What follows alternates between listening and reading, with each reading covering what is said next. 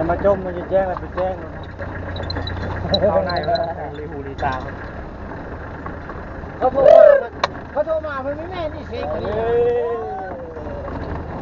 เพิ่นนี่ตลอดไม่แม่นี่เสียงกันนี่โอ้แล้วห้องงงตอนในบ้านยุ่งร่วมสิได้ยังไงพูดไปอยู่พอจะเข้าเจอเซ่มันมีชื่อเพลงมันตายผู้เดียวเราแล้วเชิญนี่เห็นบ่เห็นบ่จะเพิ่นมันเผอกันเฮ็ดกันจริงนี่เลยเห็นบ่มันนี่เลย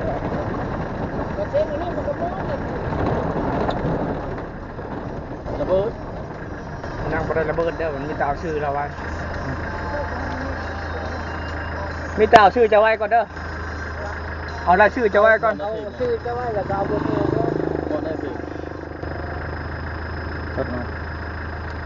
จดเอาเบอร์โทรเราจะไปเบิ่งฮะเราจะไปเบิ่งจดเอาชื่อจะไว้เอาไปเวียนอย่างอื่นก่อนมีเบอร์โทรบ่ไอ้บ่ชื่ออะไรก็ชื่อกาวอนบ้านนักอาหาร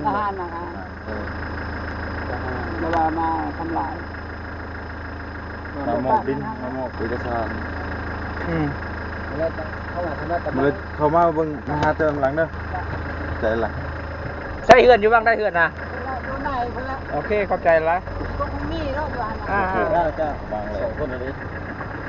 ส่งนะทำลายตัวใดอยู่เอาชื่อเขาไว้ตรงนี้แหละแล้วจะช่วยถามเขาช่วยถามเขาไว้ทำได้เป็นเขตของรัฐบ